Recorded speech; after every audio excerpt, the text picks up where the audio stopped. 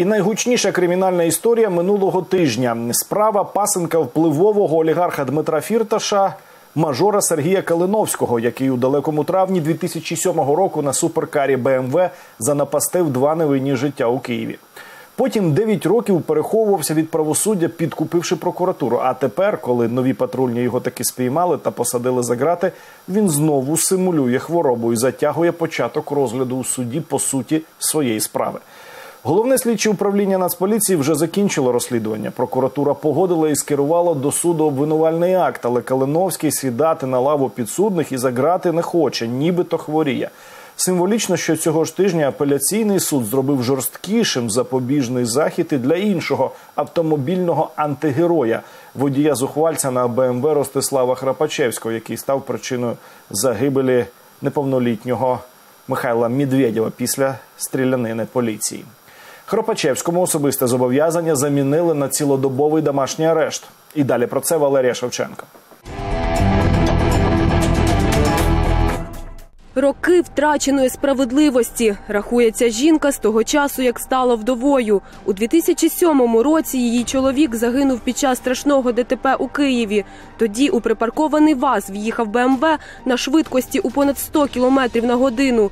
В цей момент 38-річний прапорщик внутрішніх військ Володимир Куликовський знаходився в автомобілі і від важких травм загинув на місці.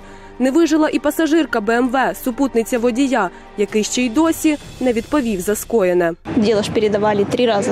То один був слідователь, потім другой, потім прокуратура. Потім бац, исчезло, растворилось. Знакомый иногда. Знакомая знакомых рассказывала, что по Киеву катается. Так ничего. Давайте хвастаться. Ось він, той самий винуватець ДТП, який, повертаючись після нічних розваг, спричинив загибель 2 людей, а після цього вирушив у мандри за кордон. Потім, повернувшись до України, він просто не потрапляв у поле зору правоохоронців до того часу, поки не були відзняті ось ці кадри. Після 8 років міжнародного розшуку минулої осені його затримали київські патрульні. Порш Каєн, за кермом якого і знаходився утікач, привернув увагу копів через те, що рухався по зустрічній смузі. У мене легкі больні, в чому вопрос?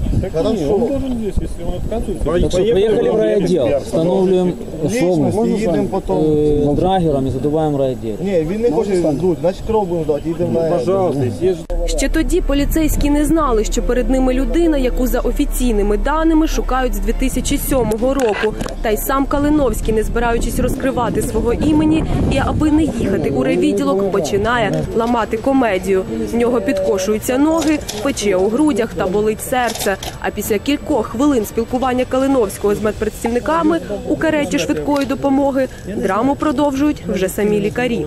А так як ви йому зняли кардіограму, вона не знімається, тому що він дружить увесь. І вона не бере. Там такі поміхи йдуть і все, не можна. Значить, його треба на Красний Кут завести на пропускник, там зняти кардіограму. Діагноз Калиновському лікарі так і не встановили, а от слідчі після допиту минулої осені оголосили йому підозру у скоєнні кримінального злочину за порушення правил безпеки дорожнього руху і, як наслідок, загибель 2 людей. Ще одне кримінальне провадження відкрили за фактом, який стався у 2005 році. За версією правоохоронців, Калиновський вдарив інспектора ДАІ, коли той зупинив його за порушення. Поки тривало слідство, підозрюваного 5 місяців тримали під вартою. А на початку цієї весни він знову опинився на волі. 10 березня строк запобіжного заходу вийшов. До того ж, адвокати Сергія Калиновського стверджують, що у суду немає підстав його продовжувати. Коли вирішується питання про продовження, суддя вивчає матеріали кримінального провадження. На цей момент законодавець забороняє, що на цій стадії передавати будь-які матеріали судді. Цих адвокатів підозрюваного залучили до справи менш ніж за добу до цього судового засідання. Напередодні обидва попередніх адвокати просто не прийшли на слухання. І це не єдиний фарс, який, очевидно, влаштувала команда підтримки Калиновського.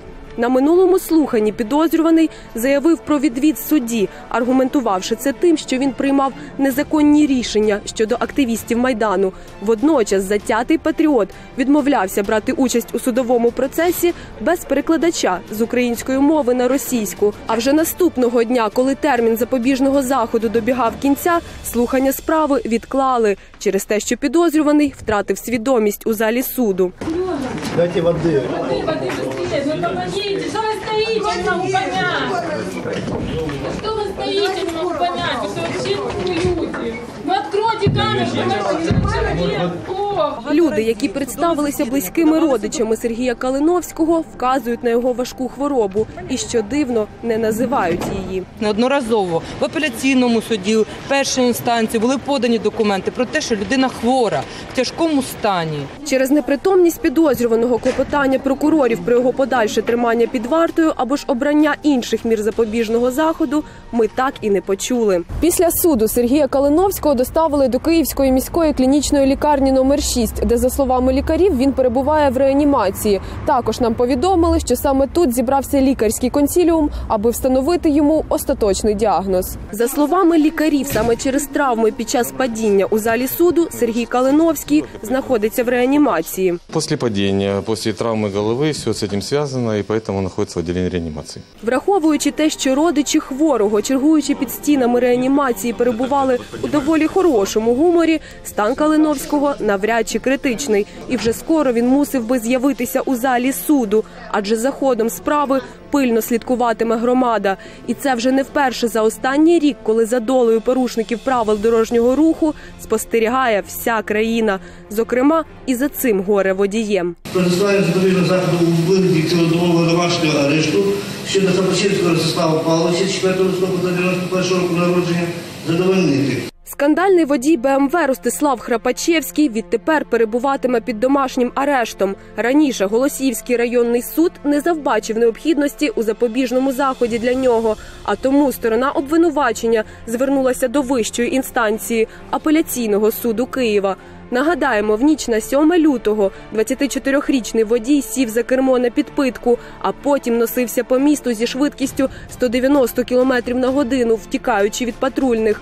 Його БМВ неодноразово загрожувало життю пересічних громадян і навіть наїхало на одного з правоохоронців.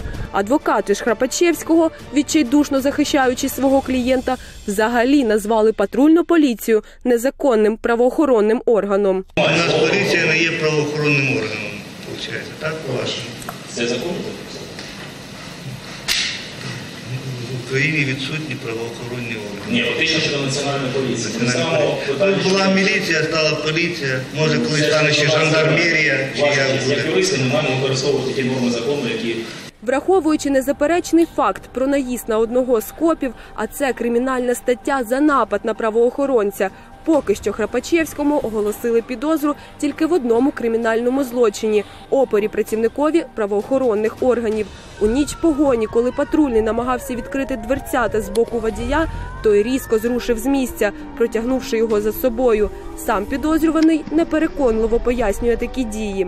Не зупинився з першого разу, тому що специфічна була ситуація. Я був за кермом свого автомобіля, був як переляканий, хвилювався за наслідки. А наслідки тієї ночі, як відомо, стали дійсно трагічними. Аби зупинити авто неадекватного водія, поліція відкрила вогонь, і куля влучила в одного з пасажирів БМВ. Але на похорони 17-річного друга, який постраждав внаслідок його неадекватної поведінки, Храпачевський не прийшов. Чи понесуть покарання ті, хто не цінує не тільки власного, але й чужого життя, тобто любителі їзди без правил, ми дізнаємося згодом, коли судді винесуть їм остаточний вирок.